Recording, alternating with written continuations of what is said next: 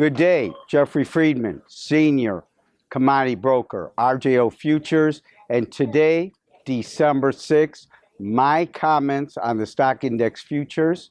Well, I always give you the word of the day or the phrase of the day.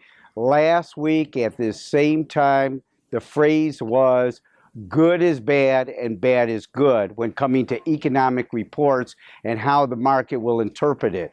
The reason for that was if we got good news, it would mean that tapering would come earlier than later, and the stock market index futures did not like that. So what we had in the beginning of all this week was more good news than bad, and we saw the stock market index futures sell off consistently for 4 days in a row. The longest run in any beginning month period in probably a year.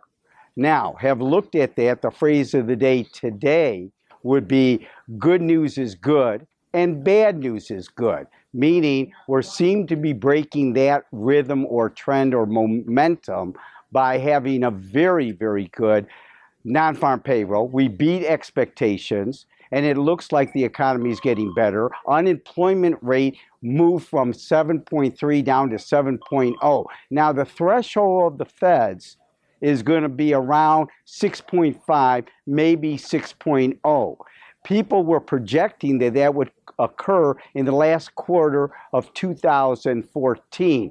If we keep at this rate, we'll be there by summer, looking at how fast we're dropping or how fast the employment production is creating. So, have said all that, we are now shifting to looking at the market being up 17 points, looking at the December S&P future contract. After the report, we were up about 7, and we broke, if we stay here, we broke the 4-day losing streak. Now, looking at streaks, before this week occurred, we had 9 weeks in a row of positive gains from one close on Friday to the next close on Friday. This is the 10th week, and here we are. How will we get to a positive week? 1804, a close over 1804 December S&P future contract. So have said all that, okay, we need to be a little higher than 17 points. We need to be up about 20 points, and we'll have 10 weeks in a row.